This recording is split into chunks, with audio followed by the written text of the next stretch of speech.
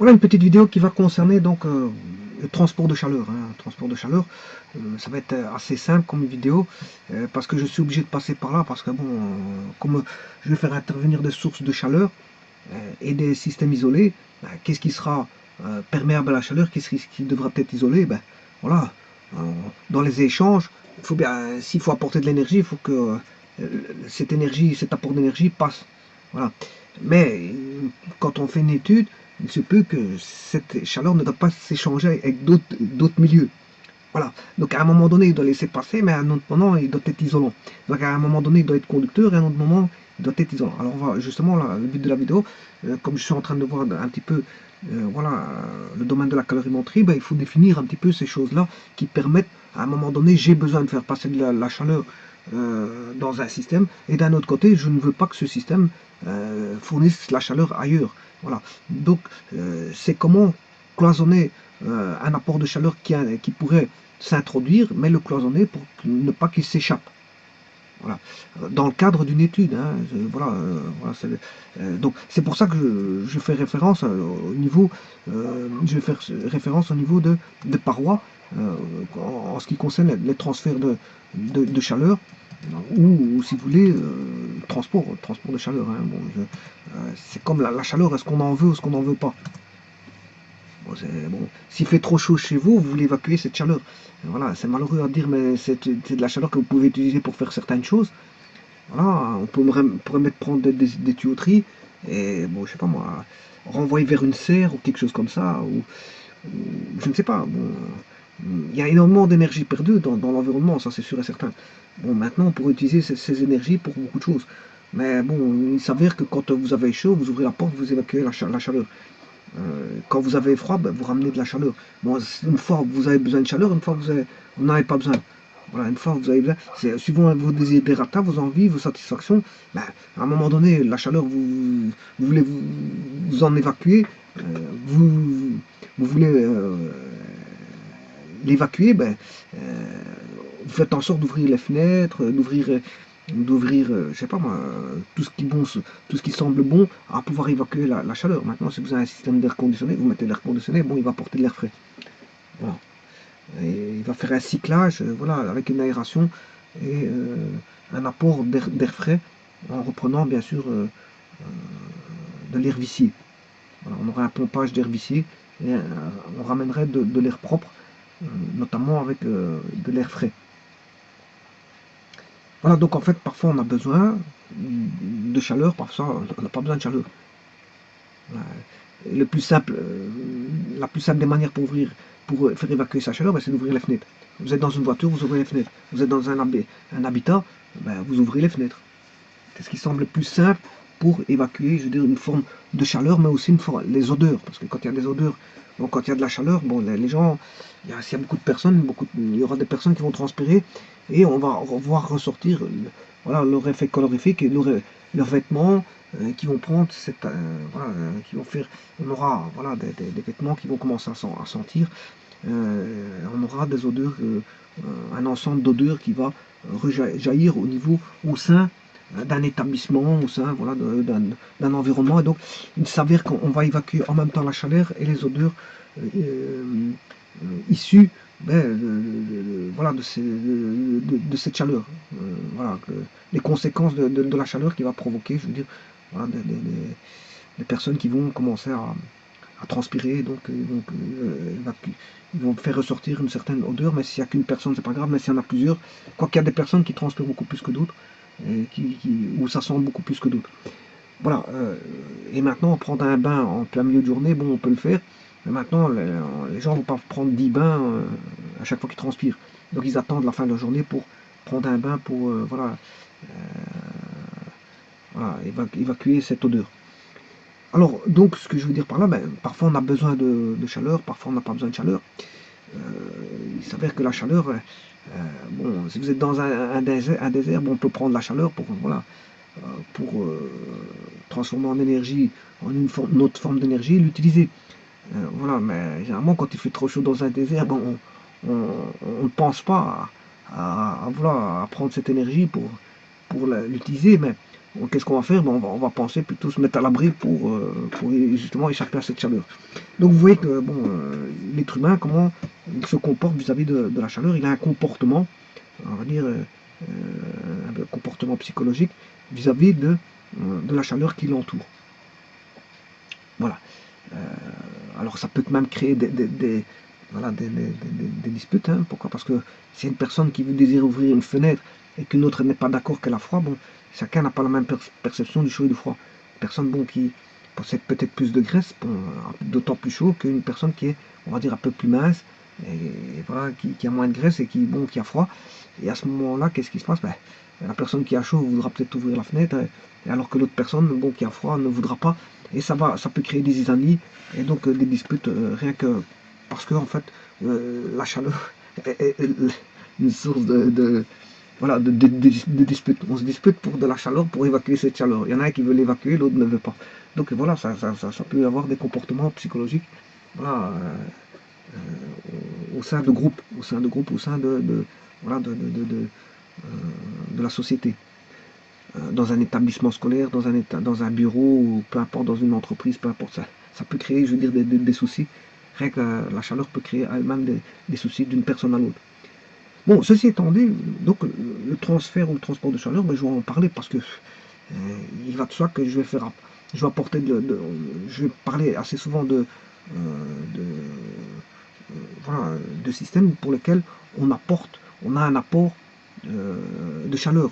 On aura par exemple des parois minces, des parois, de grosses parois, des isolants, des conducteurs. Quand je dis conducteur, c'est pas d'électricité, je suis en pleine calorimétrie, c'est conducteur de chaleur, hein, vous l'aurez compris.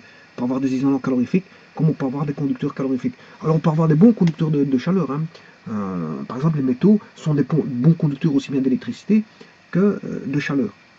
Alors maintenant, ceux qui sont mauvais conducteurs de chaleur, ben, ce sont des isolants, ben, on a les non-métaux, donc on retrouve les métaux qui sont bons conducteurs de chaleur et d'électricité. Ça vous le saviez, hein. Bon, je n'ai pas à vous le rappeler. Voilà, vous touchez un métal, si on le chauffe d'un côté, vous allez vous brûler de l'autre côté, hein, je vous le dis tout de suite. Je chauffe un métal d'un côté, la chaleur elle va se retrouver vite de l'autre côté du métal. Vous allez voir qu'à ce moment-là, qu'un métal conduit la chaleur. Tout comme il conduit l'électricité, vous mettez de l'électricité, vous mettez à l'autre bout, vous allez vous faire électrocuter. Voilà, d'ailleurs, c'est pour ça qu'on utilise voilà, les métaux en tant que câble électrique. On met un câble, bien sûr, avec des isolants pour pas toucher le câble. On met pas un isolant à nu, sauf quand on peut mettre un isolant à nu, c'est pour le câble de terre, le fil de terre, on peut le mettre à nu, mais généralement il est isolé pour protéger le câble de 1 et pour protéger, je veux dire, les personnes qui auraient autour du câble. Voilà. Et parfois même on peut avoir des câbles blindés où là on surprotège par voilà, voilà, du métal. Du métal. Bon, on peut protéger aussi au niveau magnétique, hein. Il y a protection, il y a beaucoup de types de protection. Voilà. Alors, donc, les métaux, on peut avoir des métaux bons conducteurs de chaleur et d'électricité, et on peut avoir des isolants, enfin, les non-métaux, ouais, comme j'ai commencé avec les métaux, je vais mettre les non-métaux qui sont en général des isolants ou mauvais conducteurs de chaleur et d'électricité.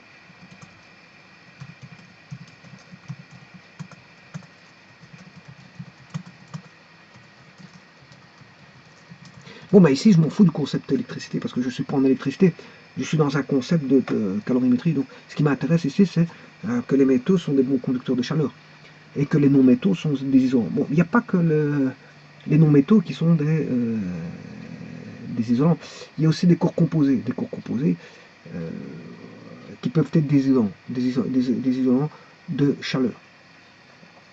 Je pense au liège, voilà, qui est un isolant thermique, un isolant thermique. Bon, il y a beaucoup de types d'isolants. Bon, vous allez voir ce qu'il existe comme isolant sur Internet. Vous allez voir qu'il existe pas mal d'isolants. Bon, parfois, on a besoin d'isolants calorifiques, mais parfois, on a besoin de bons conducteurs calorifiques. Tout dépend, je veux dire, des besoins, je veux dire, du matériau. Un matériau, qu'est-ce qu'on va en faire avec ce matériau-là? Est-ce que on décide de prendre un matériau qui va conduire la chaleur? Est-ce qu'on décide de prendre un matériau qui va être isolant de la chaleur? Tout ça dépend, les applications, d'une application à l'autre. Bon, ça dépend. Ça dépend. Bon. Alors, ceci étant dit, il faut que je revienne à cette fameuse notion de système, parce qu'en fait, ça fait intervenir, bien sûr, les systèmes d'études, bien sûr.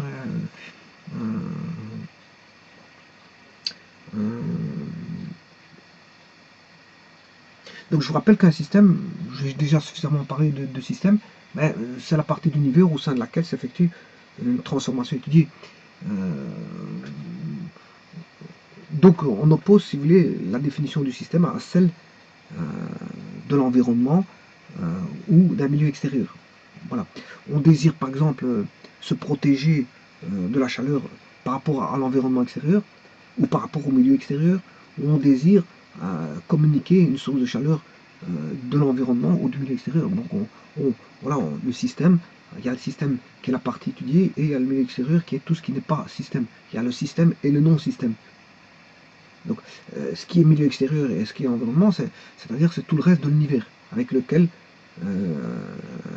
le système, bien sûr, peut avoir des échanges de matière ou d'énergie. Peut avoir, parce que, bon, il peut avoir des échanges, comme on peut bloquer ces échanges énergétiques. Hein. Si on veut isoler le système, ben je l'isole, et il n'y a plus d'échanges énergétiques. Voilà. Donc je peux faire en sorte qu'il y ait des échanges de matière ou d'énergie, mais je peux faire en sorte que soit la matière passe et l'énergie ne passe pas, ou soit l'énergie passe et la matière ne passe pas.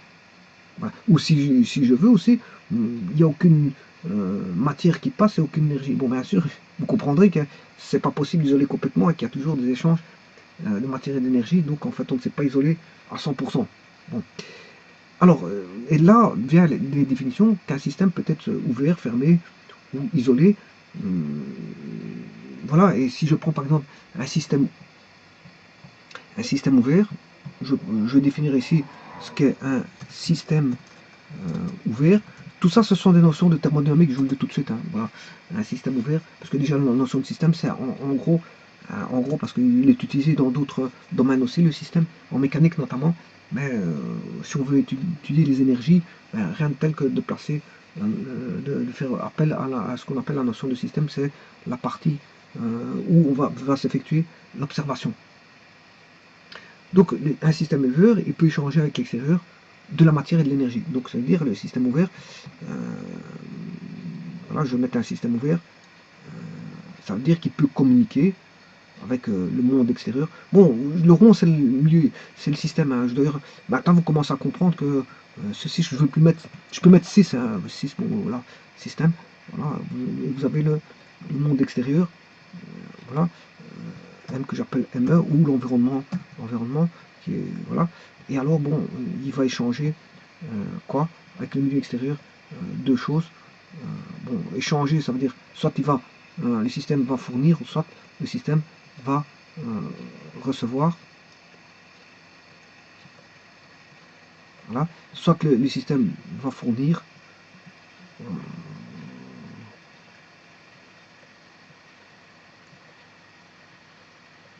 ou soit le système va recevoir.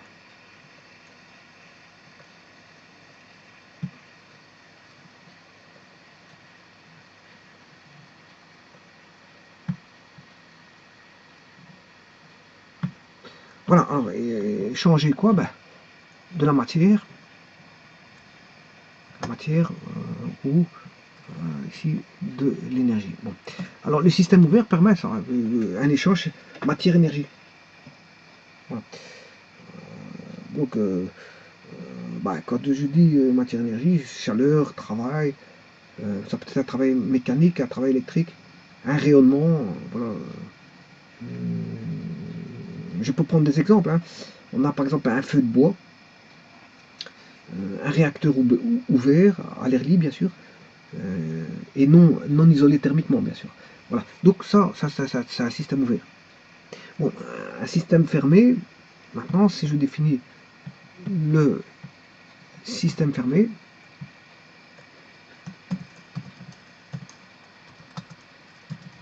vous comprendrez que bon, il peut échanger avec l'extérieur de l'énergie, mais pas de la matière.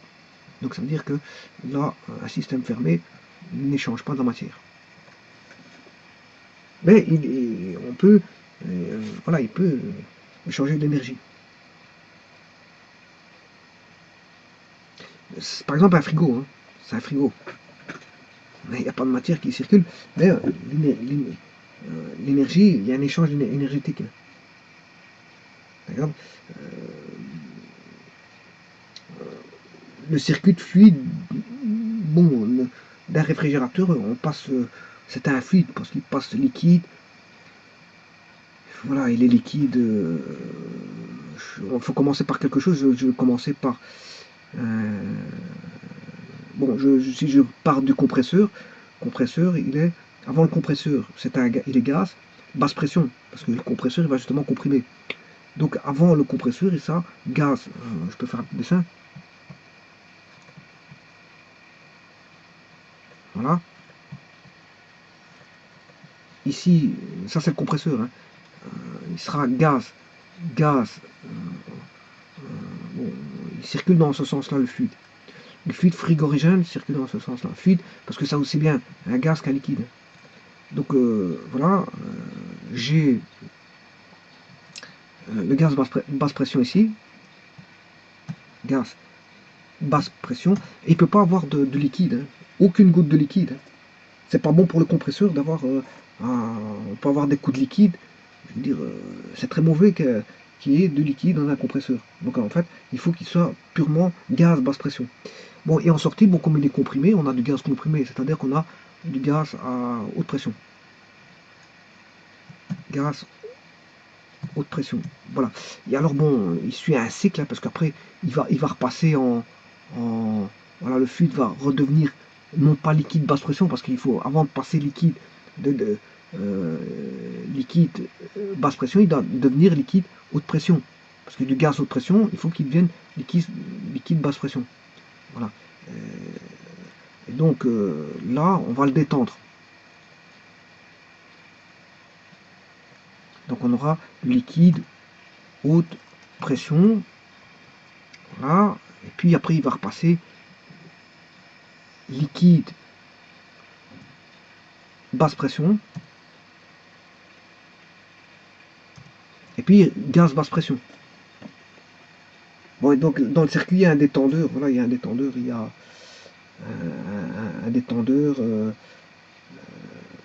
Il y a un évaporateur. Voilà, un évaporateur. On va passer du gaz haute pression à liquide basse pression, ou du gaz au liquide par un évaporateur. Voilà. Donc ici, l'évaporateur, il est là. Je vais vous montrer. Il est ici. Là, l'évaporateur. Parce qu'on va évaporer, oui. Je ne me trompe pas. On va condenser ou évaporer. Donc, on va passer de gaz à liquide. De gaz à liquide. On condense. Voilà, condenseur. Ouais, c'est ça. C'est que je cherchais le mot. Un condenseur. Bon, on va passer de gaz à haute pression, à liquide basse pression, via un condenseur. Voilà. Ensuite, il va passer de liquide haute pression à liquide basse pression par un détendeur, parce qu'on détend, on passe de la haute à la basse pression. Voilà. Ici, il y a un détendeur. Et alors, on passera de liquide basse pression à gaz basse pression par un évaporateur, justement. Là, il s'évapore. Le liquide devient vapeur, devient gaz. Voilà, donc on a, je vais aller rechercher ceci. Et là, on a un cycle fermé. On a un fluide frigorigène, bien sûr, voilà, comme ceci.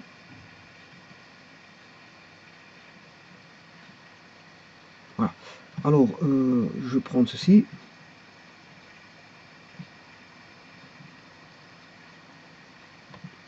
J'ai mis le sens de circulation de la maille du circuit frigorigène, il est comme ça. dans ce sens, dans le sens, le circuit circule comme ceci. J'ai mis une maille. Alors là, on a le compresseur. Le compresseur comprime le gaz basse pression vers un gaz haute pression. Il ne peut pas avoir de liquide dedans. Sinon, le compresseur peut tomber en panne. Ensuite, on a ici un gaz haute pression qui va passer en liquide basse pression, haute pression, je m'excuse. C'est ce qu'on appelle pour passer du gaz à liquide, c'est le phénomène de condensation. Donc on a un condenseur. Voilà, on a un condenseur. Bon, le condenseur, voilà, condenseur qui n'est tout autre que un serpentin.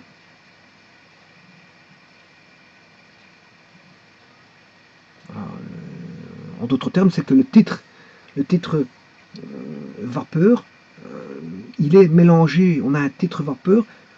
Au départ, on a 100% gaz. Et ce 100% gaz, tout le long du serpentin, il va passer de 100% gaz à 99, 98, 97, 95, 96, 94. Au fur et à mesure, il parcourt le serpentin. Et en fin de serpentin, vous comprendrez qu'il est à 0% gaz. Hein. Donc il est à 100% liquide. Donc on a un titre. Un titre, ça veut dire que si j'ai 95% de gaz, j'ai 5% liquide. Si j'ai 50% gaz, j'ai 50% liquide. Si j'ai 40% gaz, j'ai 60% liquide. Si j'ai 30% gaz, j'ai 70% liquide. Voilà. Et si j'ai 80% gaz, non, si j'ai 10% de gaz à la fin, vers la fin, j'ai plus que 10% de gaz, j'ai 90% de liquide, puis j'ai 5% de gaz, il reste plus que 5% de gaz, j'ai 95% liquide, et puis 100%, j'ai plus de gaz. Ça veut dire que j'ai 100% de liquide. Donc ici, quand je mets 100%, au départ c'est 100% gaz, mais 0% liquide. Voilà. Et là, je suis à 100% gaz, mais je suis à 100% liquide. Et tout le trajet du condenseur, il va faire son travail pour passer de gaz à liquide. Donc il va diminuer son pourcentage gaz pour augmenter son pourcentage liquide, ce qu'on appelle le titre. Le titre, voilà, de vapeur. Si je parle en titre de vapeur, le titre de vapeur va diminuer. Pour avoir plus de titres liquides, hein, le titre liquide sera augmenté par rapport à un titre de vapeur qui est diminué. Voilà, après, bon, on agit par l'entremise de ce qu'on appelle un passer d'un liquide haute pression à basse pression. Il suffit d'un détendeur, c'est juste un détendeur. Hein. On a besoin de ce qu'on appelle un détendeur. Voilà, je vais le dessiner comme ceci. Voilà, j'ai un détendeur.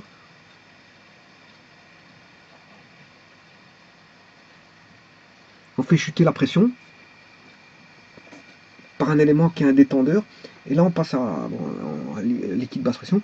Et puis après, de nouveau, on rend de nouveau par un serpentin.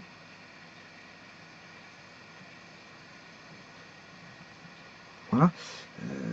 Le liquide étant basse pression, il va passer en gaz, de nouveau par ce qu'on appelle non pas un condenseur, mais un évaporateur. Il va évaporer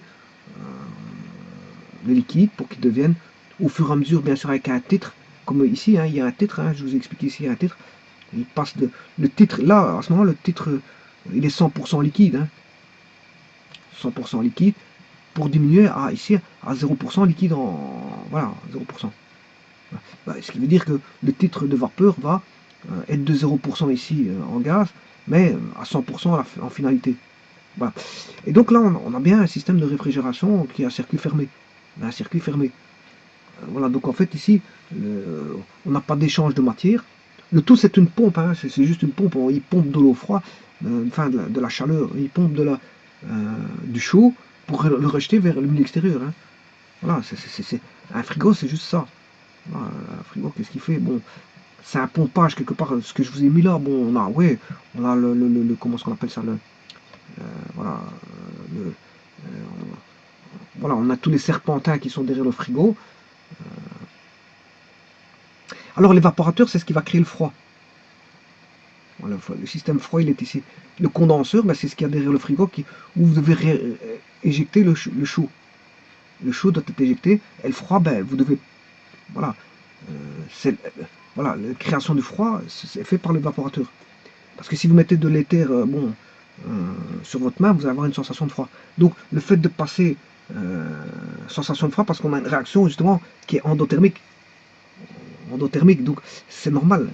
Voilà, le passage liquide vers gaz est une voilà, c'est endothermique, donc fatalement ça va créer du froid. Et le condenseur devra rejeter cette chaleur. Voilà.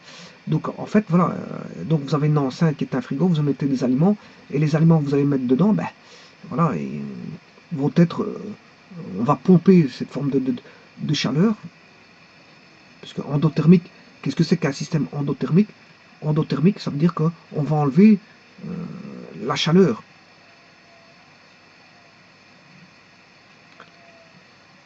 Voilà, par un système d'évaporateur, on va, si vous voulez, on va faire en sorte que, voilà, on va créer du froid, et ce froid, voilà, on va pomper de la chaleur des aliments, de l'enceinte dans le frigo. On va pomper de la chaleur dans le frigo.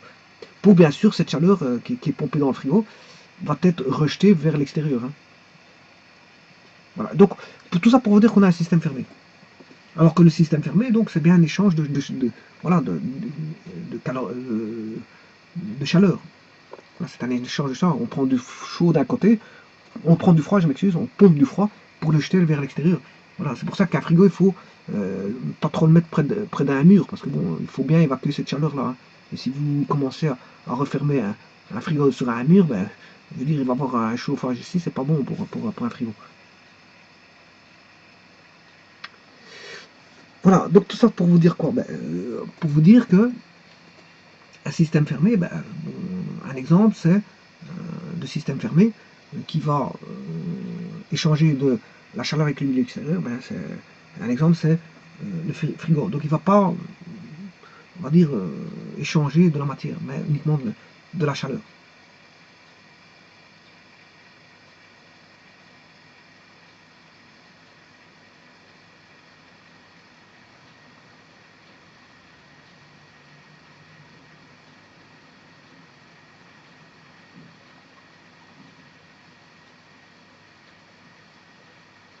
Voilà.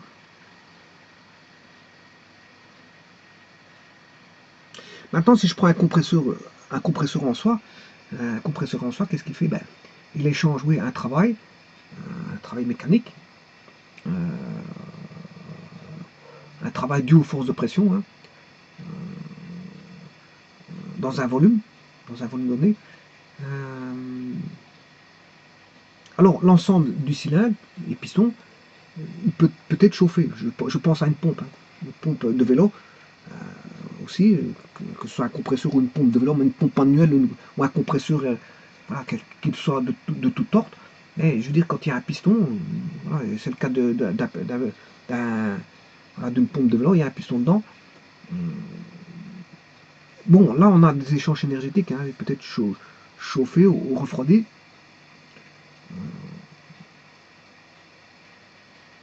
et qui peut recevoir ou produire du travail par le déplacement du piston. Voilà. Je m'excuse parce que c'est vrai que j'ai un coup de fil. Donc je vais arriver tout de suite. Euh,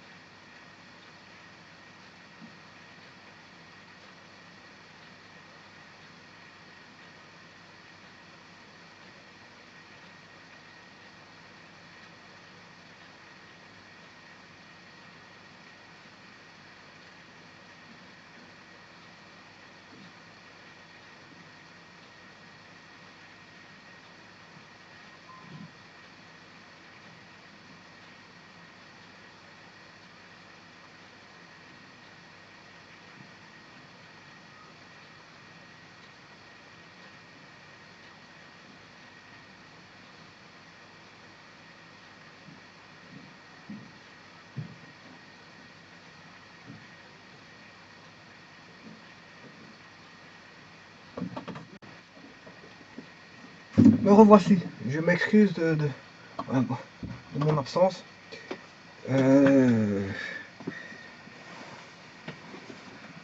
Donc j'étais en train de dire que le système fermé, eh bien, il n'y avait pas d'échange de matière, mais on peut avoir un échange d'énergie.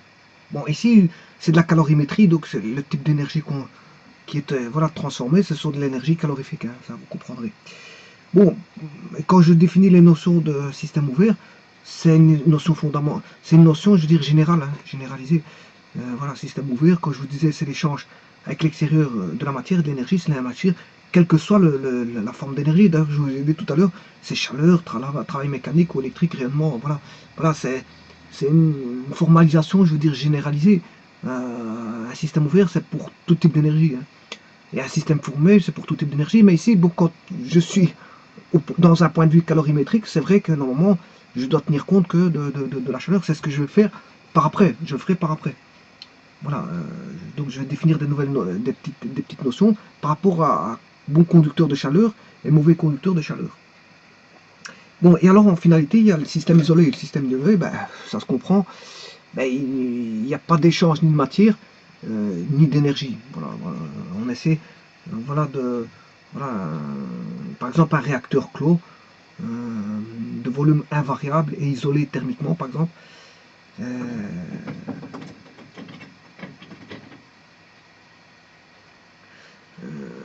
Il est en pratique impossible de réaliser donc, un système parfaitement isolé, ça vous le savez, en empêchant totalement les échanges d'énergie. Il y a toujours des fuites, des pertes et tout ce qui s'ensuit.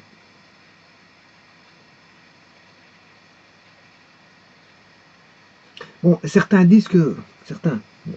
considèrent que l'univers, pris dans son ensemble, constitue un système isolé, puisqu'il ne peut échanger de l'énergie avec rien. Bon, je sais pas, ça c'est des considérations que certaines personnes ont. Mais ils en savent pas plus. Parce qu'ils savent pas qu'est-ce qui se passe derrière voilà, l'univers.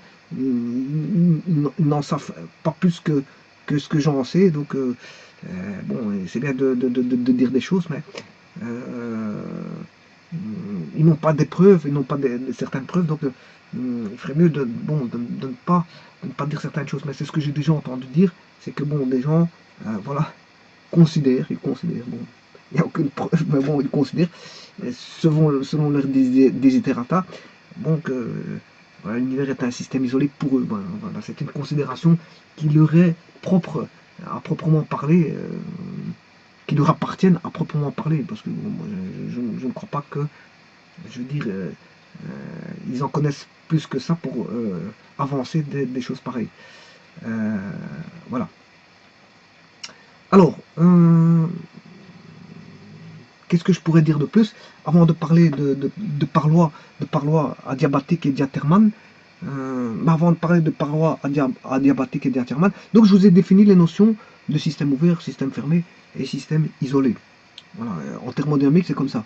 On a un système ouvert, système isolé, système voilà, ouvert, fermé, isolé. En fonction de l'échange de matière et d'énergie, on définit un système soit qui est fermé, isolé ou ouvert. Alors, il faut parler aussi, quand on parle, voilà, je parlais comment est-ce qu'on appelle ça, de parois, de transport de chaleur au niveau des parois adiabatiques et diathermanes, c'est ça mon but, hein, mon but de la vidéo, c'est ça. Bien, il faut que je définisse un petit peu la notion de ce qu'est un système en état d'équilibre. Un système en état d'équilibre, qu'est-ce que c'est?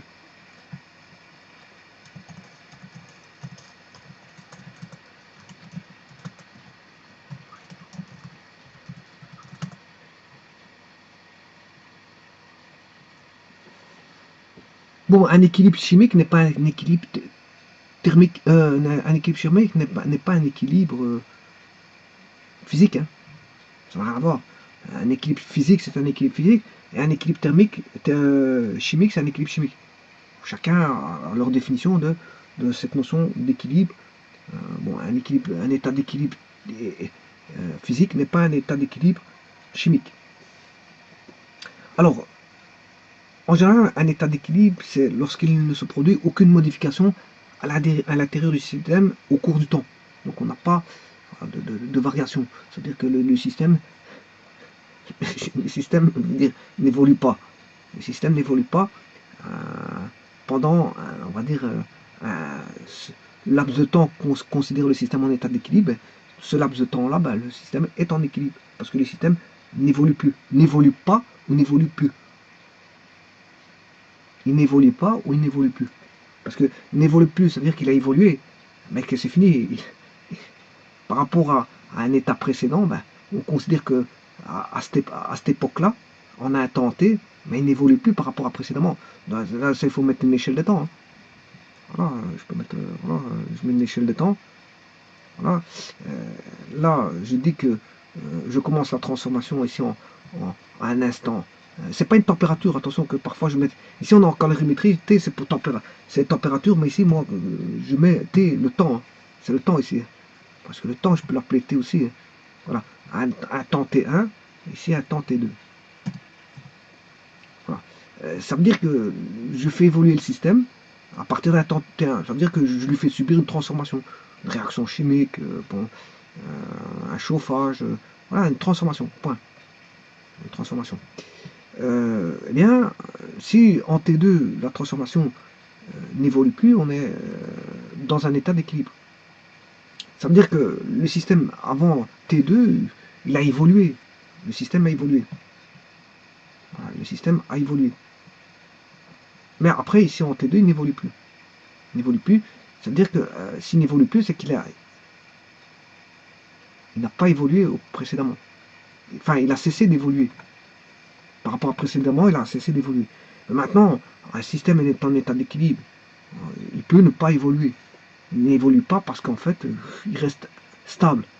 Il est stable. Il est stable, il n'évolue plus. Il n'évolue pas. Attention, pas je veux dire, mélanger le fait qu'un système n'évolue plus, ça veut dire que le système a évolué, mais il arrive à un moment donné où il évolue. Il a cessé d'évoluer. Mais un système n'évolue pas, ça veut dire que il n'évolue pas, avant ça, il n'avait pas déjà évolué, puisqu'il n'évolue pas. Donc on a un système qui est, je veux dire, stable, il est en état d'équilibre depuis toujours, on va dire, depuis toujours. Voilà. Donc en fait, cette notion d'équilibre fait référence à une notion de stabilité au cours du temps. Alors, par exemple, si le système est solide, bon, pour que vous comprendrez qu'en mécanique, pour qu'un système solide soit à l'équilibre mécanique, hein, je parle ici de l'équilibre mécanique, ça existe bien sûr que la somme des forces appliquées au système soit égale à zéro, ce qu'on appelle l'équilibre statique. Donc, voilà, la résultante des forces d'un système mécanique est en équilibre si on fait agir une panoplie de force et que toute cette panoplie de force, mais je vais faire avec ceci pour aller plus vite. Voilà, j'ai une force F1, voilà, force F1, j'ai une force F2, voilà, j'ai une force F3, etc. Si je comptabilise toutes ces forces au niveau d'un bilan de force, le bilan de force, ça va être la somme des forces. Hein. On n'a que des forces appliquées, je veux dire, qui agissent sur le système, c'est totaliser toutes ces forces. Ça, c'est un bilan de force. I égale à la force 1, Fi, voilà, jusque K. Et ça, c'est ce qu'on appelle la somme de toutes les forces appliquées sur un système. C'est ce qu'on appelle la résultante de force, que j'appelle R. Alors, si R vaut 0, le système est en équilibre. S'il est différent de 0, le système est en mouvement. Et là, s'il est en mouvement, quelque part, ça c'est un cas particulier. Hein. c'est un cas particulier parce que un corps est en équilibre, c'est la somme des forces égale 0, mais il n'est pas en équilibre s'il est différent de 0. En d'autres termes, la loi générale, c'est F somme des forces, la résultante est égale à MA. Somme des forces égale à MA. Alors si l'accélération elle est nulle, ben, le système est en équilibre. Hein. Voilà, on est en statique. R égale 0. La somme des forces égale 0. On est en statique. Mais c'est un équilibre mécanique ici. Hein. Voilà. Donc, pour un système solide, l'équilibre mécanique exige que la résultante des forces appliquées au système soit nulle. Voilà, ça c'est un équilibre mécanique.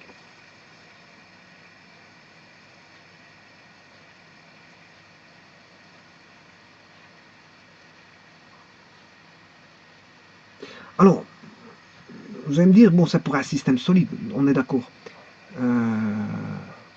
Et pour un système liquide. Mais pour un système liquide ou, comment est-ce qu'on appelle ça, gazeux, pour qu'on ait équilibre, il faut que, pour un équilibre liquide ou gazeux, l'équilibre mécanique exige que la pression qui règne au sein du fluide soit partout la même. Hein, donc on doit avoir une pression identique, identiquement équilibrée partout. Et on va dire équilibrée aussi par les réactions des parois. Donc les parois ont à voir.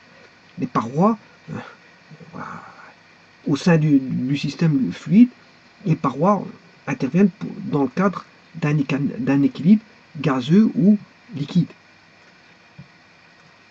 Dans le cadre d'un équilibre gazeux ou liquide, bon, la pression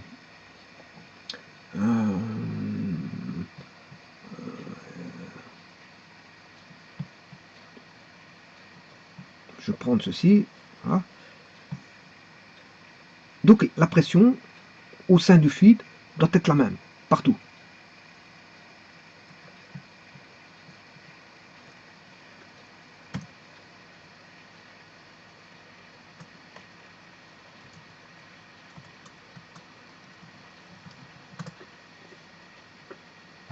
Voilà. On a une pression qui est partout la même. Mais il faut que l'interaction avec la paroi, ben, je veux dire, qu'il y ait un équilibre avec voilà, l'échange voilà, de pression, de réaction avec la paroi.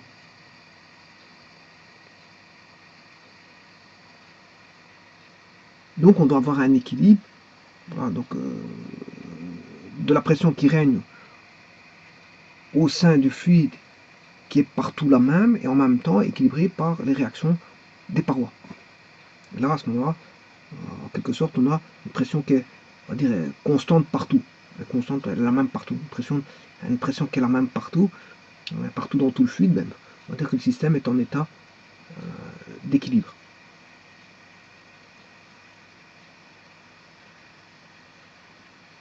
Bon, maintenant, ça c'est pour un équilibre mécanique. Je vous ai donné un équilibre mécanique de type solide, de type liquide ou gazeux. Voilà.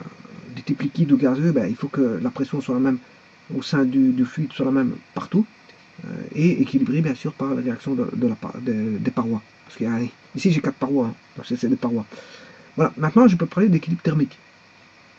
Alors, l'équilibre thermique au sein d'un système exige que toutes les parties du système soient à la même température. Bon, on peut dire aussi que on peut avoir aussi un équilibre thermique peut se définir aussi comme étant soit, soit un système qui exige que toutes les parties du système soient à la même température, à moins que différentes parties du système ne soient séparées par des parois parfaitement adiabatiques. Voilà. Voilà.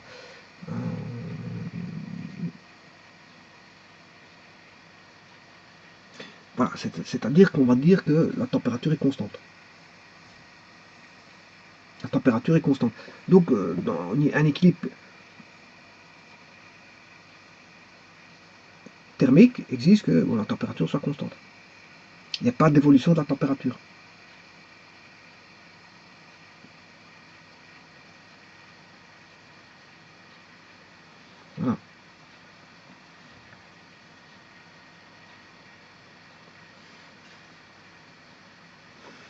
Alors, pour qu'un système subisse une transformation au cours du temps, il est nécessaire que les conditions d'équilibre ne soient pas satisfaites. Bon, ça d'office, hein, parce que justement,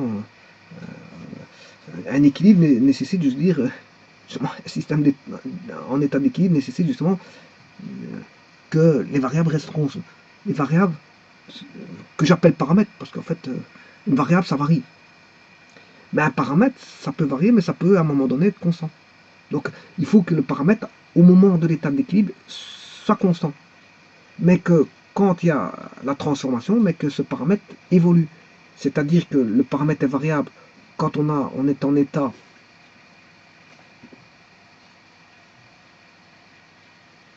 de non-équilibre, paramètre variable en état de non-équilibre, mais paramètre, je m'excuse si je me suis trompé, ce que je raconte, je vais l'écrire. Hein. Donc le paramètre, qui est un paramètre, ça peut être aussi bien variable que constant, le paramètre est variable en non-équilibre. Donc en transformation aussi. Le paramètre est variable en non-équilibre, en transformation. Mais le paramètre est constant en équilibre.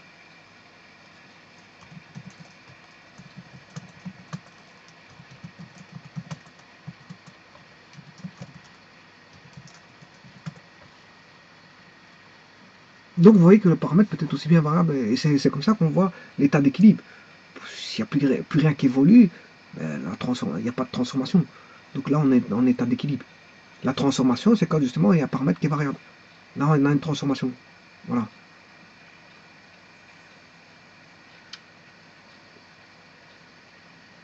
Donc, je vous disais qu'un équilibre thermique, bien sûr, c'est qu'on a un équilibre thermique au sein d'un système exige que toutes les parties du système soient à la même température. Voilà. Toutes les parties du système sont à la même température et on déçoit, enfin on conçoit, je m'excuse, on conçoit la notion d'homogénéité. Quand on dit partout, ben voilà, c'est partout, c'est partout. C'est pas pour rien qu'on met un agitateur quand on fait un mélange, c'est pour que on ait un mélange homogène. Voilà, quand on fait chauffer, c'est pas pour rien que l'on fait à débit constant, qu'on met des débits constants quand on fait chauffer, qu'on mette des agitateurs dans un calorimètre. Mais tout ça, c'est pour obtenir une certaine forme d'homogénéité, que voilà, les paramètres thermodynamiques, bon, se fassent partout pareil, partout pareil. Il ne faut pas qu'à un endroit, bon, il y a une constance et d'un autre côté une variation. Non, ça doit être partout pareil. Donc on conçoit l'arrière-pensée d'homogénéité dans tout le système. C'est tout le système qui doit ne plus évoluer. S'il y a un fifrelien d'évolution, ben on n'est pas en état de fifrelien d'évolution dans une partie du système, on n'est pas en état d'équilibre, bien sûr, vous comprendrez ça. Pour qu'on puisse parler d'état d'équilibre, il faut que tout ne bouge plus. Il faut qu'il n'y ait plus rien qui bouge. Donc que tout soit fiché, c'est ça que ça veut dire, que tout soit figé. Les paramètres deviennent tous constants, quel que soit le lieu du système.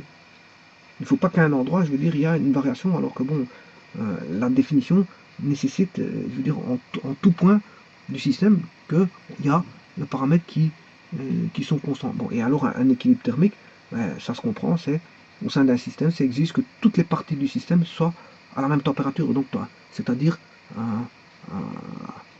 même température, tout point du système est à température constante. Tout comme l'équilibre mécanique au sein d'un liquide gazeux, tout point du système doit être à pression constante. Tout point du système. Même au travers des zones d'interaction entre les parois et comment on appelle ça, le liquide ou le gaz. Au sein du système, il n'y a rien qui doit évoluer. Tout doit être figé. Tout doit être figé, voilà, on va dire, à la même valeur. Tout doit être figé à la même valeur. Voilà. Là, on a un état d'équilibre. Bon, ça veut dire qu'il ne peut pas avoir de variation d'un côté et une constance de l'autre. Bon, ça doit être constant partout. Constant partout. Et partout, soit constant partout, la même partout. Donc c'est une notion de constance, mais cette constance, elle est partout pareille. Elle est partout pareil. Cette constance, elle est partout pareille. C'est pas qu'on a une constance d'un côté et de l'autre côté, on a une constance, mais la constance n'est pas la même d'un côté ou de l'autre. Non, c'est une constance partout pareil. La pression doit être partout pareil, en tout point du liquide. Voilà.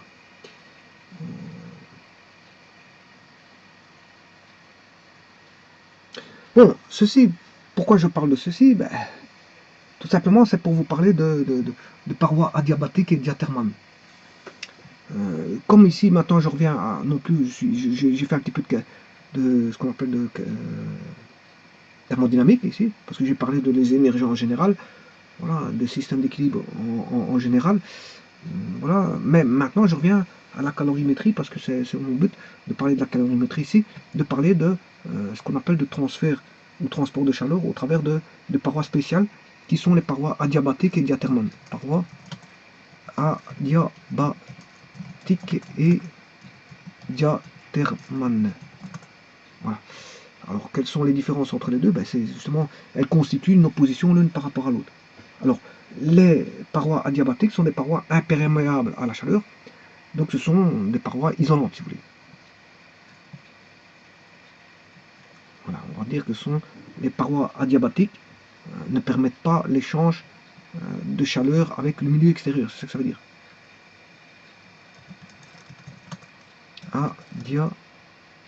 Ouais, paroi, ce que je voulais marquer, je sais plus ce que je voulais marquer, parois adiabatiques, ouais, parois isolantes. Voilà, ce sont des parois isolantes. Et sont contraposées, ben, enfin, sont opposées. Ben, s'il y a des parois adiabatiques qui ne permettent pas l'échange de chaleur, ben, il y a des parois qui permettent l'échange de chaleur. Et qui, le but, je vous ai dit au début de vidéo que soit la chaleur on en veut, soit on n'en veut pas. Soit on veut l'isoler, soit on ne veut pas l'isoler. Donc, heureusement qu'on a l'usage de deux types de parois. L'un qui va intervenir en tant que besoin pour bloquer la chaleur, et un autre qui va servir en tant que besoin justement pour communiquer cette chaleur. Bah, c'est les envies, ça va dépendre de, je veux dire, de ce que, voilà, ce que l'on veut. Est-ce qu'on veut communiquer cette chaleur ou est-ce qu'on veut l'isoler? Voilà, et c'est surtout ça. Donc, d'un cas de figure à l'autre, on va essayer soit utiliser une paroi diathermale, soit une paroi isolante, soit une paroi perméable à la chaleur. Donc, paroi isolante, ça veut dire ce que ça veut dire. Il n'y a pas de variation de chaleur. Il n'y a pas de communication de chaleur d'une paroi à l'autre. Donc, il n'y a pas de transport de chaleur, aucun transport de chaleur d'un côté voilà, aucun transport de chaleur. C'est un blocage, hein, aucun transport. Enfin, aucun, il y a toujours des pertes, hein, je vous le dis tout de suite, bon. Hein, voilà, mais dans un cas idéalisé, la paroi diabatique, voilà, c'est une paroi 100% isolante. Dans un cas idéalisé, mais bien sûr, il y a toujours des pertes. Aucun transport de chaleur, et il permet de faire un blocage de chaleur. Par contre, ici, on a la paroi perméable, c'est justement, c'est une paroi voilà, qui permet le transport ou la conduction de chaleur. Hein, transport ou la conduction de chaleur. Permet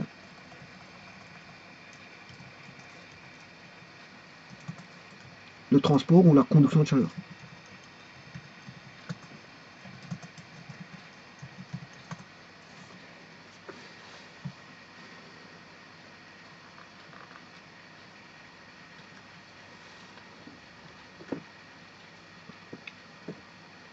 Voilà.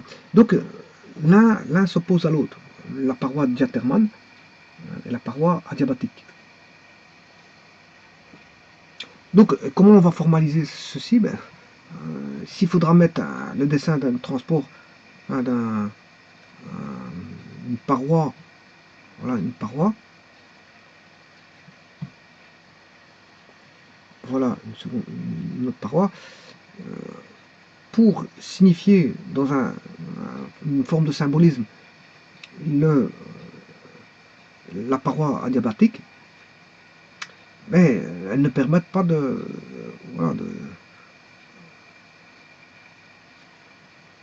de chaleur.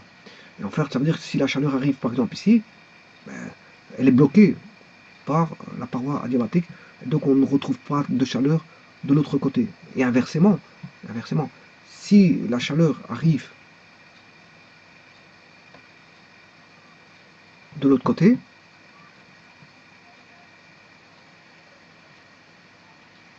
eh bien, il n'y a plus rien qui passe ici. Ce qui veut dire que je peux, grâce à ça, créer un système, voilà, où je vais mettre une paroi comme ceci.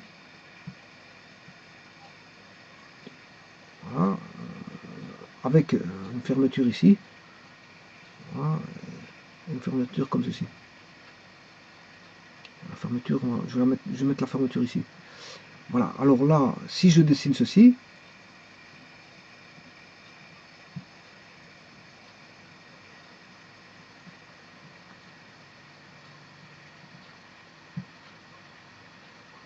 ici c'est voilà, des traits comme ceci. Voilà. Là, j'en fais un système isolé, puisque j'ai mis quatre parois, quatre parois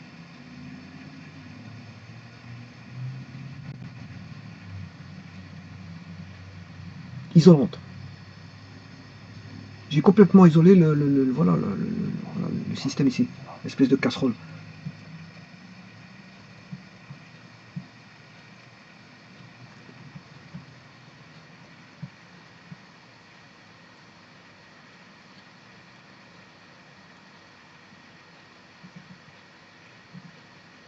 Donc j'ai mis des parois diabatiques, quatre parois diabatiques pour former un système isolé.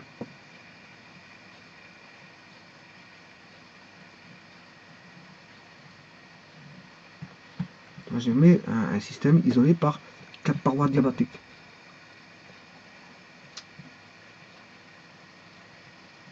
Là, il est complètement isolé, hein, le système est complètement isolé. Il ne permet pas d'échange. La chaleur elle est maintenue ici, il n'y a pas d'échange ici. La chaleur qui va par là, il n'y a pas d'échange ici. La chaleur qui va par là, il n'y a pas d'échange ici. La chaleur qui va par là, il n'y a pas d'échange ici. Donc on va dire que la chaleur est cantonnée dans cette zone-là.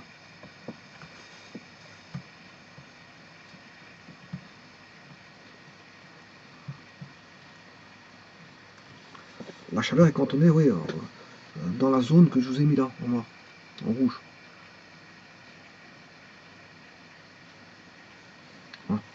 Alors maintenant, si vous avez, si j'avais fait ça,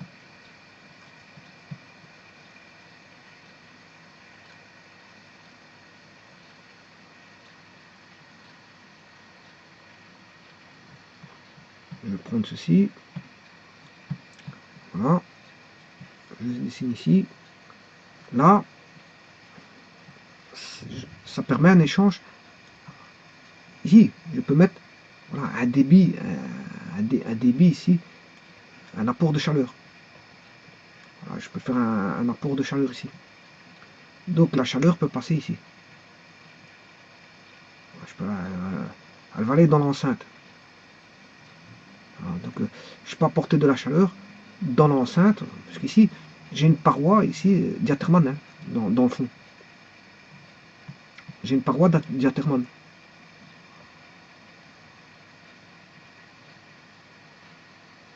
Voilà.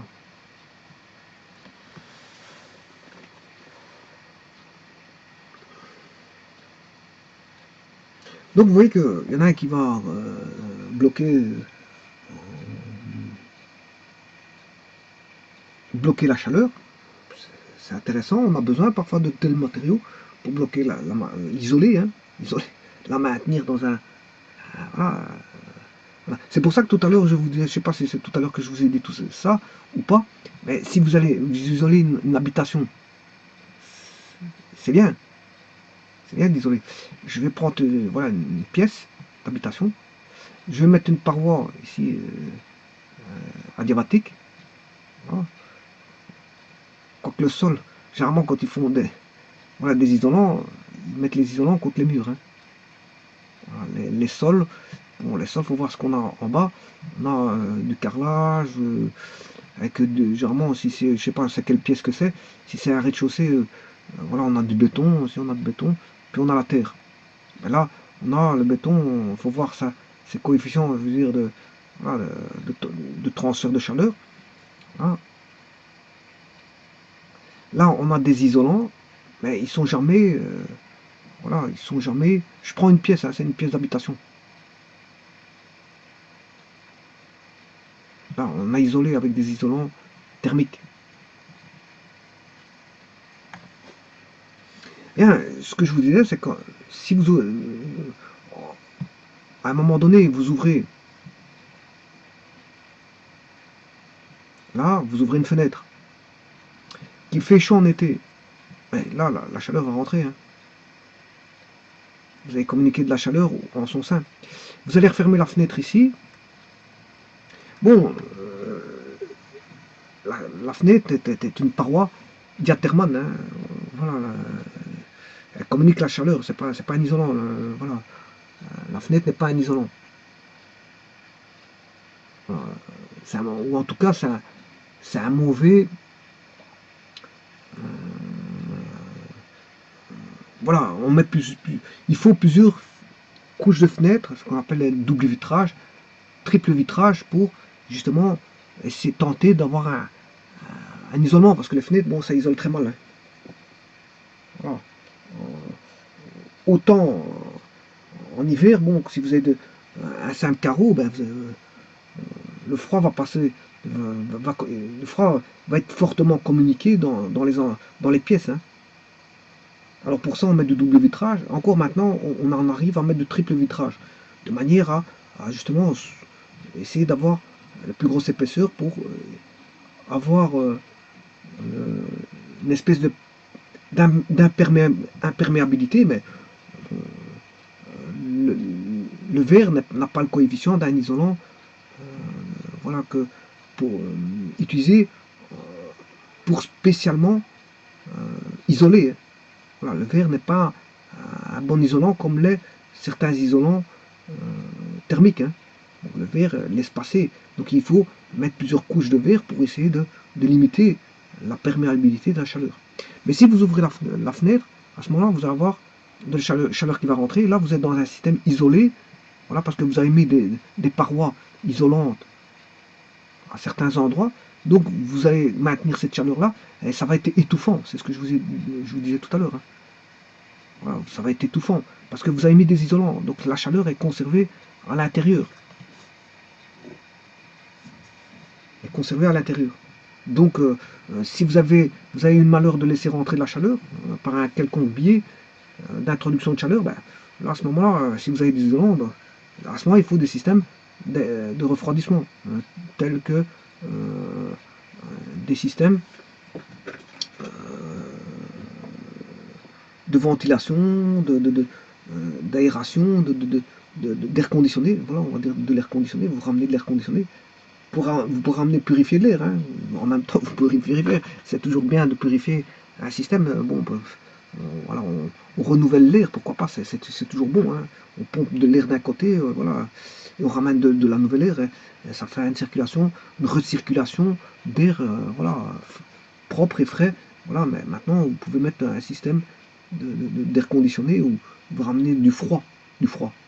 Vous ramène du froid. Bon, mais attention, je veux dire, voilà, il va vous ramener du froid, mais attention à l'air conditionné aussi, parce que ça peut créer des bobos au niveau santé.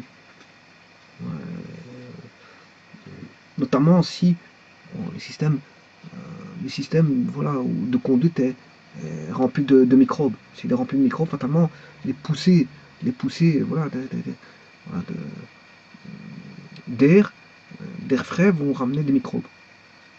Puisque en fait, toute la conduite d'aération est remplie de microbes. Quand vous avez poussé ces airs-là, il faut qu'elles arrivent quelque part. Ça va ramener des microbes. Donc ça peut ramener des maladies.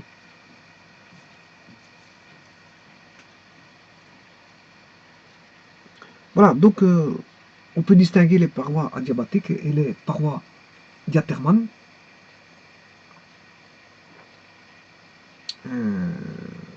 Donc, ceux qui permettent comment on appelle ça, le transfert de chaleur, c'est les parois d'Aterman. C'est des parois qui sont perméables.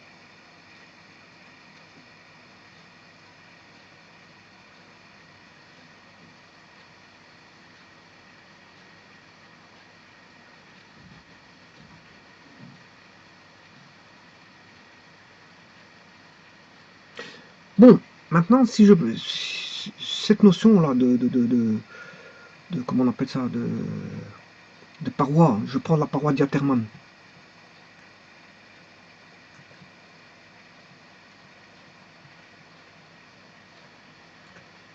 Je prends cette notion de paroi d'Aterman. Supposons que j'ai un système. Bon, dans ce système-là, j'ai une séparation. Je ne sais pas comment est-ce que je peux faire ça. Je vais effacer ça ici. Voilà, c'est le système. Et je vais symboliser, pour vous allez me comprendre, dans ma forme de symbolisme. Voilà, je mets une paroi d'Aterman. Voilà.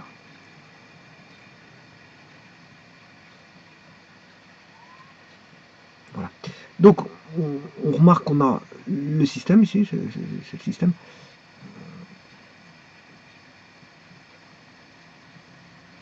Là, j'ai le système ici. Et là, bien sûr, vous comprendrez qu'on a le milieu extérieur. Alors, j'ai séparé le système du milieu extérieur par une paroi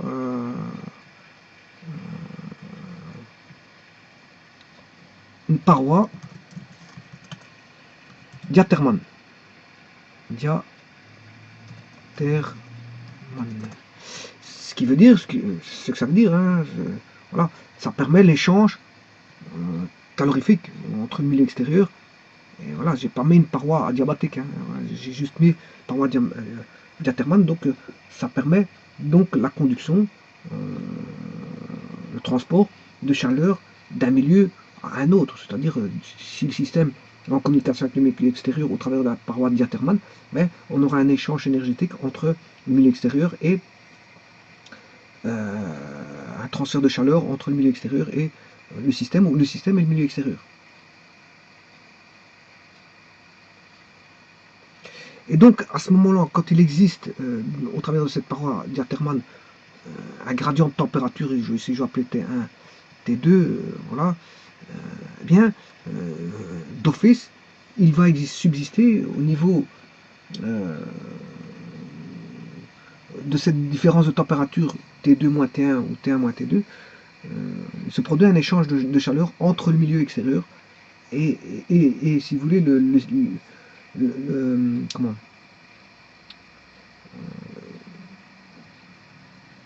entre le milieu qui est le système et le milieu extérieur, ben, il y aura un échange de chaleur du fait de ce gradient de température qui est voilà, on a ici, par exemple, je prends un mur, hein, je vais vous expliquer ça avec un mur. Enfin, c'est un mur des blocs ou des briques, peu importe. Ils ont leur coefficient, voilà, d'échange thermique. Voilà, chacun a son coefficient d'échange thermique.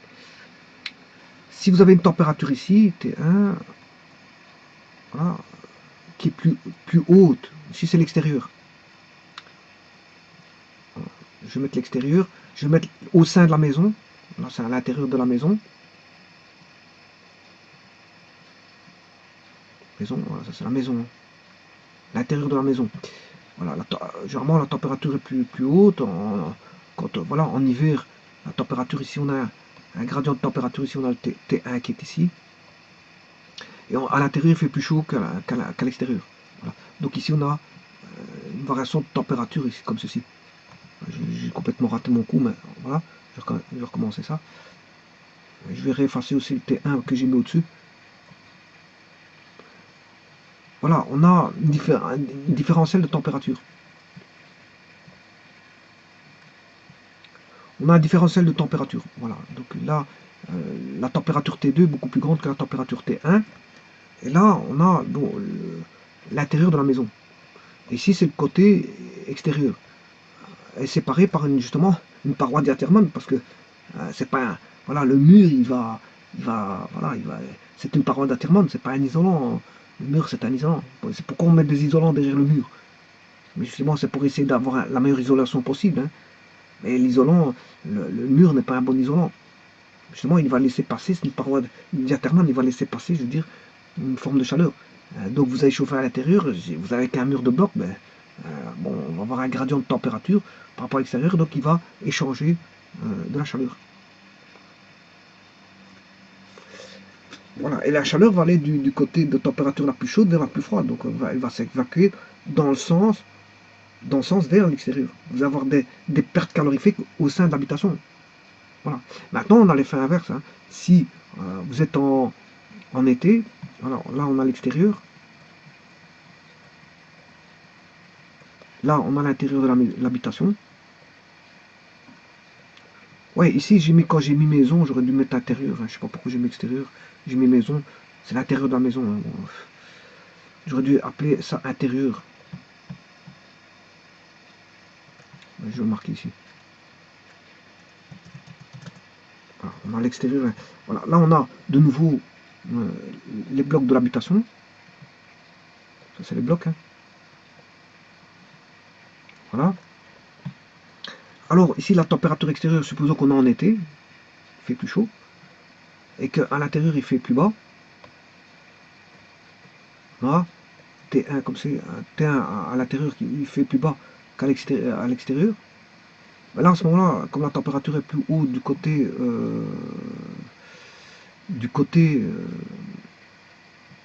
de l'extérieur, voilà, c'est linéaire, hein, c'est un gradient de température linéaire, bien la chaleur va passer de l'extérieur vers l'intérieur. Et ça aura pour but de réchauffer l'intérieur. Voilà. Là, la maison, l'intérieur de la maison devient un système exothermique. Parce qu'elle s'enrichit en chaleur. Elle s'enrichit en chaleur. Alors qu'ici, en hiver, vous chauffez à l'intérieur, il fait plus froid à l'extérieur. Mais si vous avez une mauvaise isolation, votre maison est un système endothermique. Il va s'appauvrir en énergie calorifique. Il va s'appauvrir en énergie calorifique. Alors c'est pour ça qu'on met non pas des parois, on essaie de mettre des parois non pas adiabatiques, mais des parois, non pas des parois, on essaie d'éliminer, voilà, parce qu'on n'a pas le choix, hein, quand vous devez construire avec des blocs ou des briques, vous devez même faire des fenêtres avec des carreaux, vous n'avez pas le choix. Bon, c'est les matériaux usuels, habituels pour la construction. Donc là, vous n'avez pas le choix de mettre ces éléments-là, si ce n'est que maintenant, on va penser à mettre par un souci économique voilà,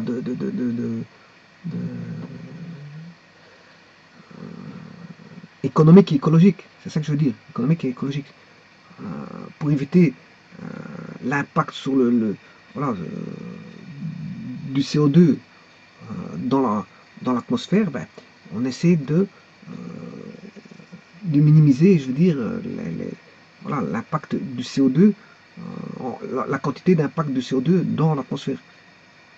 Alors pour ça, on dit qu'il faut réchauffer moins ne pas faire de feu de bois, pas faire de feu de bois, pour éviter, je veux dire, les pollutions dues, je veux dire, les puantures voilà, de ce que sort le bois, et pour éviter toutes ces fumées polluantes, et avec notamment tout ce CO2 dû voilà, à la combustion du carbone.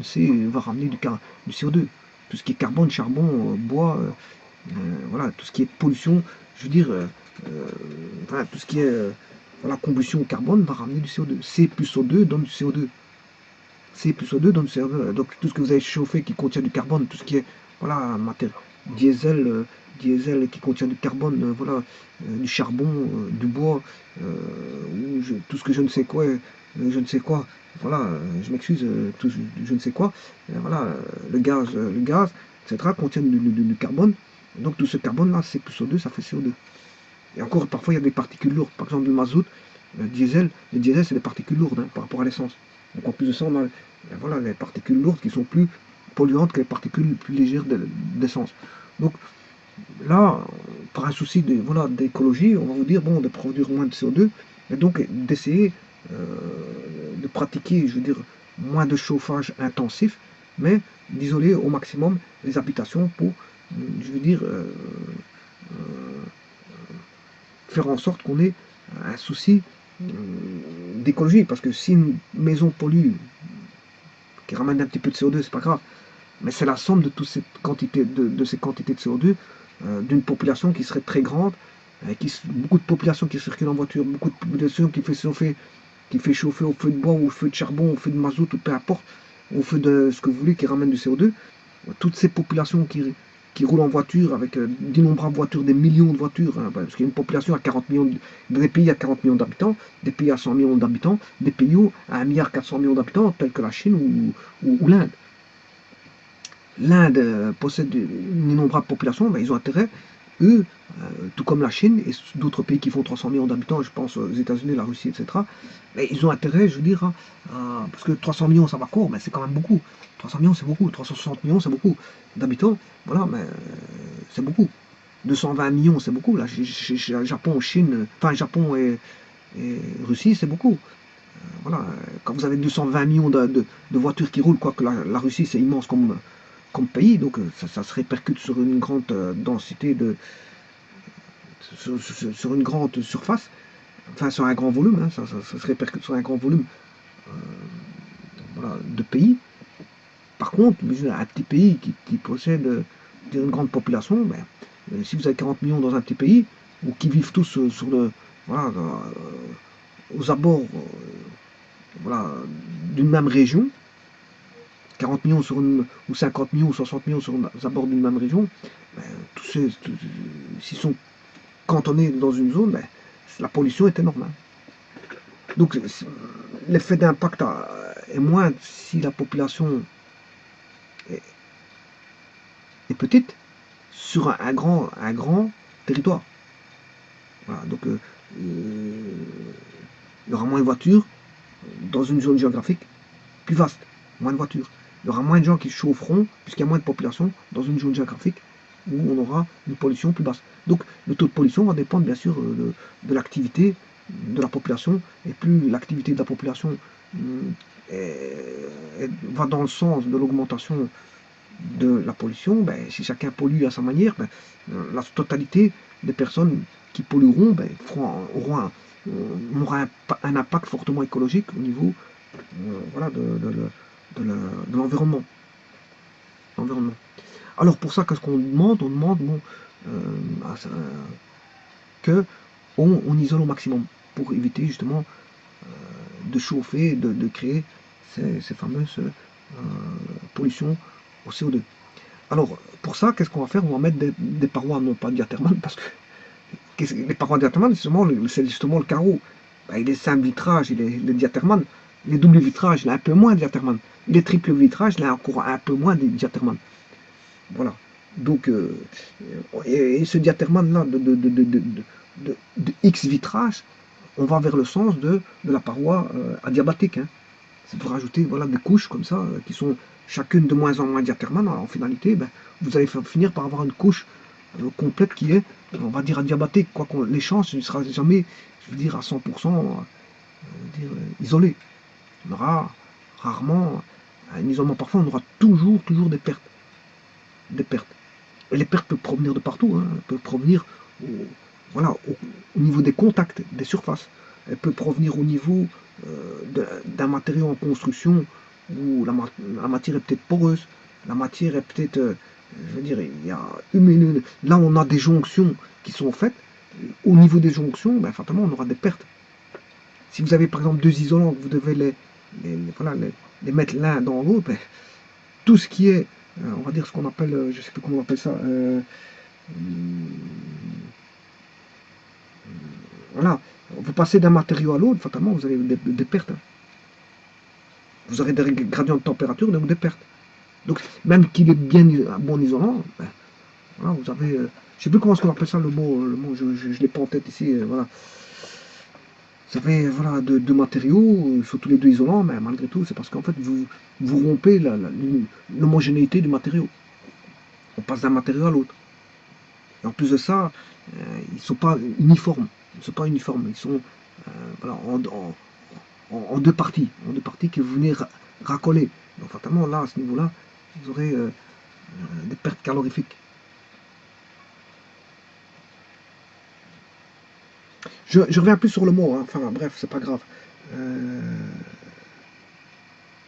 je cherche un petit peu pour voir si je peux pas le retrouver. C'est ce qu'on appelle. Vous avez deux surfaces, et les deux surfaces. Et en bâtiment, on essaie d'éviter ça justement. Hein. On essaie d'éviter d'avoir ces. Je me rappelle plus du mot.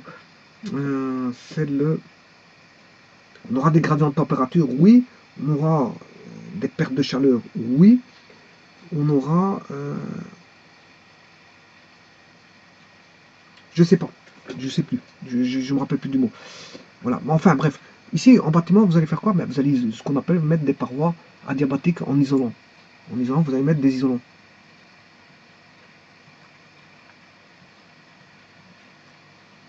Voilà. Vous allez mettre des isolants.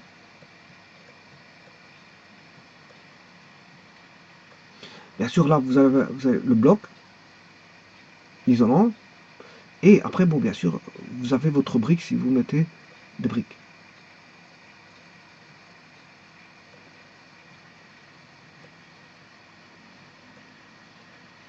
Alors, il y a toute une panoplie de matériaux qui permettent d'isoler. Hein, bon, mais ça fait quand même, les surfaces, quand même, s'agrandissent. Avant, ils mettaient des murs de 30 centimètres. Il y avait des murs de 30 centimètres en briques. Donc, ça faisait. Voilà, on mettait des murs de 30 centimètres, c'est énorme. Hein, dire en briques. Voilà. Maintenant, ben, certains vont mettre du plâtre ici, une couche de plâtre, des blocs isolants, un espace aéré, puis des briques. Et derrière ça, ils peuvent encore mettre beaucoup de choses. Hein. On peut encore mettre un cimentage. On peut encore mettre voilà, un cimentage. Voilà, des ardoises, peu importe. Vous pouvez continuer à mettre toute une panoplie de choses. Hein. De nouveau réisoler. Bon, ça commence à faire beaucoup. Hein. Ça va, ça va vous coûter, ça va prendre bien sûr du volume. Hein. Ça prend du volume. Hein. Bon, c'est bien de mettre beaucoup de choses, mais bon, il y a le coût aussi du bâtiment. Hein. Si vous voulez avoir un coût, je veux dire, il faut regarder au coût du matériel. Bon, vous mettez des blocs de béton, vous mettez des blocs d'argile, voilà, vous diminuez les coûts. Hein. Bon, il y a les blocs qui tombent, les blocs d'argile, les blocs de béton. Ouais, vous regardez qu'est-ce qui coûte le moins cher et qu'est-ce qui peut être le meilleur en termes de. On peut pas tout avoir non plus. Hein. On peut pas tout avoir non plus. Hein. On peut avoir une bonne isolation avec un matériau, mais peut-être que ce matériau-là, vous tapez avec un morceau de. Vous tapez avec, comment on appelle ça, au marteau, il va se casser.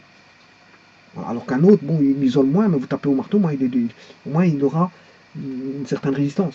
On ne peut pas tout avoir, hein, l'isolation, la résistance. Voilà, moi, vous mettez le prix. Vous mettez le prix voilà, pour la construction, vous aurez tout ce que vous voulez. Mais là, il faut sortir, comme on dit, le portefeuille. Vous sortez le portefeuille, vous en aurez pour votre portefeuille.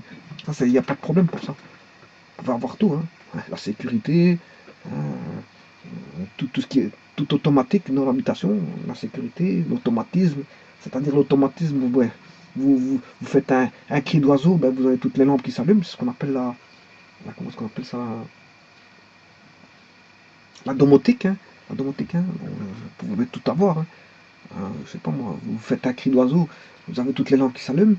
Vous faites un cri de vache, bon, vous avez voilà, la piscine qui chauffe, voilà, et qui commence à chauffer en faisant la vache. Alors vous avez le cri d'oiseau, vous avez bon, certaines lampes qui s'allument. Bon, si vous voulez le sol qui s'allume, ah ben, vous faites le cri d'Indien.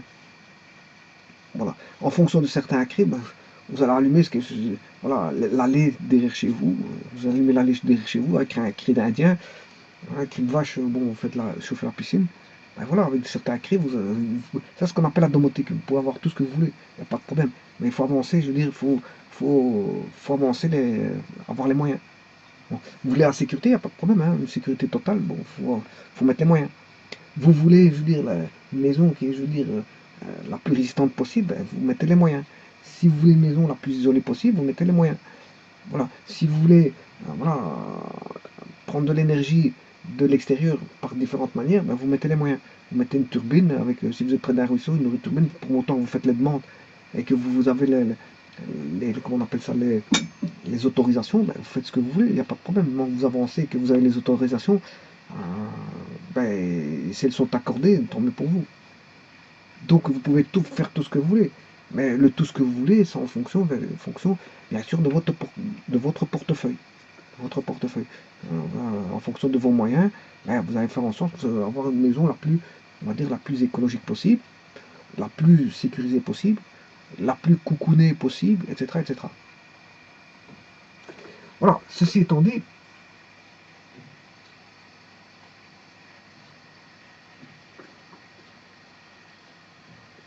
ce que je voulais vous dire, bon, ici je me suis un petit peu étalé vers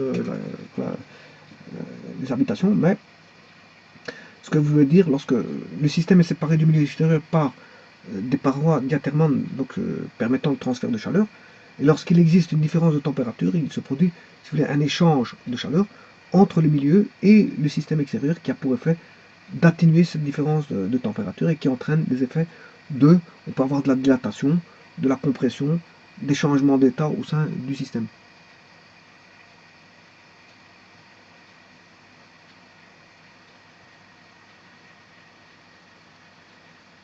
Bon, ben, en interne, on peut avoir des différences de température aussi, hein, qui existent au sein même du système, et qui peuvent être la cause aussi d'échanges de chaleur entre ces parties internes. Et la cause de mouvements internes, bien sûr. Je parle par exemple des mouvements je pense aux mouvements de convection au sein d'un fluide. Mouvement de convection.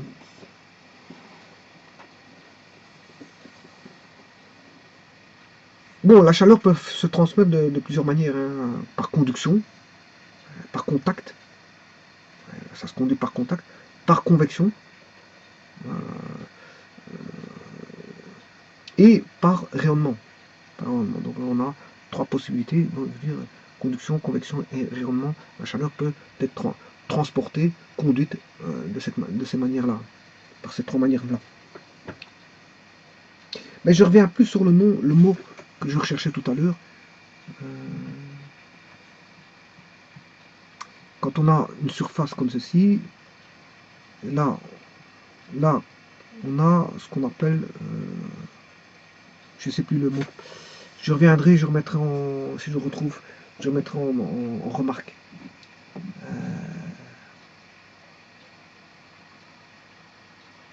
Je remettrai en remarque, c'est pas grave.